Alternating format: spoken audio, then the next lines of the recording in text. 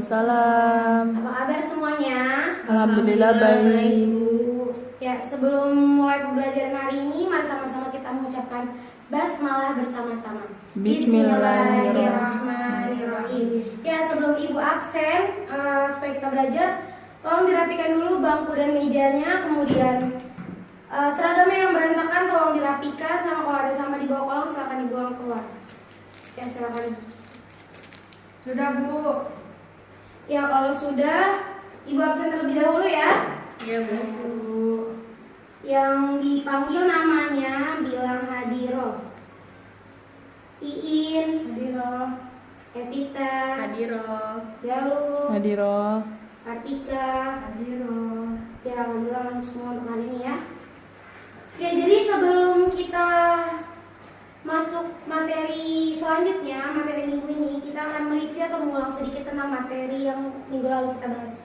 Yaitu kita membahas tentang pelajaran tentang ria. Siapa yang masih ingat apa itu pengertian ria?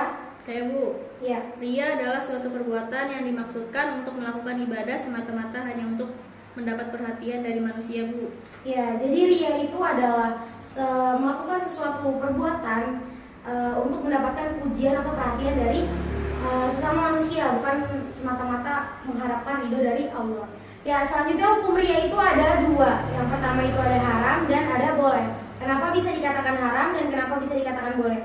Ya, siapa yang bisa memberikan contoh minggu kemarin? Saya, Bu. Ya, Iin silakan. Kalau ria haram itu misalkan itu sirik ringan. Ya, ria itu dikatakan haram karena dia sudah termasuk dengan syirik ringan. Kalau boleh? Kalau boleh itu misalkan kayak memamerkan kebaikan, baru itu boleh. Iya, oke, terima kasih Iin. Berarti sampai di sini materi minggu kemarin insya Allah masih diingat ya, masih paham ya. Baik. Oke, selanjutnya kita masuk materi selanjutnya. Materi minggu ini kita akan membahas tentang ikhlas. Siapa yang udah tahu atau udah pernah baca bukunya tentang ikhlas? Belum. Ikhlas itu ada di bab 4 halaman 165. Ya, jadi kalau belum ada yang baca, Ibu jelasin ya. Ya, jadi ikhlas itu artinya membersihkan amal perbuatan dari sikap ria. Jadi semata-mata kita melakukan semua amal perbuatan, perlakuan, perilaku itu hanya mengharapkan ridho dari Allah, bukan untuk mengharapkan perhatian ataupun pujian dari orang lain atau sesama manusia. Itu bisa dibuka bukunya halaman 166. Itu ada surah Al-Bayyinah ayat 5 yang menjelaskan tentang ikhlas. Jadi bismillahirrahmanirrahim, wa ma umiru illa liya'budullaha mukhlishina lahuddin hunafa wa yuqimus sholata wa yu'tuz zakata wa dzalika dinul qayyimah. Ya, untuk Ibu tunjuk salah satu untuk baca artinya ya. Iin coba dibaca artinya. Baik, Bu. Artinya yaitu padahal mereka hanya diperintah menyembah Allah dengan ikhlas mentaatinya semata-mata karena menjalankan agama, dan juga agar melaksanakan sholat dan menunaikan zakat. Yang demikian itulah agama yang lurus atau benar. Ya, benar sekali. Ya, jadi dari ayat di atas ini ditujukan kepada semua umat manusia, khususnya umat Islam ya, untuk menyembah Allah dengan tulus dan ikhlas sebagai bentuk pengabdian seorang hamba kepada Tuhannya. Ya, dalam hadis Nabi ada juga disebutkan bahwa An Amirul Mukminin Abi Hafsin Umar bin Khattab radhiyallahu anhu qala sami'tu Rasulullah sallallahu alaihi wasallam yaqulu innamal a'malu binniyati wa innamal likulli imrin ma nawa. Faman kanat hijratuhu ila Allah wa rasulih fa hijratuhu ila Allah wa rasulih. Faman kanat hijratuhu lidunya yusibuha aw imra'atin yankihuha fa hijratuhu ila hajarin lain. Hadis riwayat Bukhari dan Muslim. Jadi dari hadis di atas itu dijelaskan bahwa perbuatan apapun itu bergantung pada niatnya. Jadi setiap orang akan mendapatkan apa yang dia niatkan.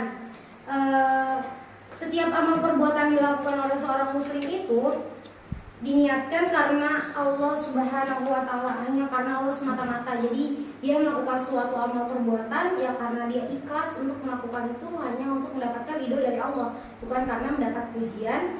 Bukan karena ingin mendapatkan pujian dari orang lain atau perhatian dari orang lain gitu ya.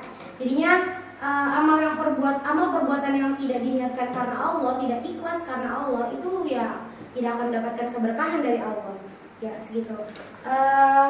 Untuk selanjutnya, Ibu akan mengadakan post test. Ibu akan membahas tentang pertanyaan-pertanyaan yang sudah kita bahas tadi. Ada pengertian ikhlas atau pengertian ikhlas dalam surah Al-Bayyinah dan pengertian ikhlas dalam hadis Nabi tadi. Ya, di sini Ibu punya 3 kertas. Nanti diambil salah satu. Silakan diambil. Nanti kalian harus menjawab apa yang ada di dalam kertas yang kalian dapat. Ya, silakan. Siapa yang pertama itu pengertian ikhlas? Siapa yang dapat pengertian ikhlas? Ikhlas saya, Bu. Ya, iya, silakan dilihat Ikhlas kertasnya. yaitu artinya membersihkan amal perbuatan dari sikap riya atau ingin dilihat orang lain. Ya, Ikhlas berarti bahwa bila kita bekerja untuk orang lain nggak usah minta imbalan. iya betul sekali. Jadi tanpa pamrih ya ini ya. Ya. Ya, selanjutnya siapa yang dapat pengertian ikhlas dalam surah Al-Bayyinah ayat 5? Saya, Bu. Ya, silakan Evi. Ya, jadi ayat ini ditunjukkan kepada semua umat manusia, khususnya umat Islam, untuk menyembah Allah dengan tulus. Bu. Ya, jadi menyembah Allah dengan tulus dan ikhlas ya. Yang mendapatkan hadis terakhir siapa? Saya, Bu. Ya, silakan Galuh. Hadis tadi menjelaskan bahwa perbuatan apapun tergantung niatnya dan setiap orang yang akan mendapatkan apa yang ia niatkan. Ya, betul sekali. Jadi semua balik ke niat kita masing-masing ya, kita ikhlas atau tidak, yaitu yang akan kita dapatkan. Baik, sampai sini pelajaran hari ini. Ada yang mau ditanyakan? Tidak aja? Tidak. Ya, sekiranya Ibu kira cukup ya. Untuk materi yang minggu depan yang akan kita bahas adalah tentang manusia dan tugasnya sebagai hamba Allah dan khalifah di muka bumi. Untuk tugas minggu ini, silakan tugas di rumah dikerjakan halaman 168 sampai 169 ya. Di buku tulis, soal dan jawabannya ditulis di buku tulis. Oke, kalau begitu sekian dari Ibu. Semoga ilmu yang kita pelajari hari ini bermanfaat dan bisa diamalkan oleh kalian semua. Kurang lebihnya mohon maaf. Wabillahi taufiq wal hidayah.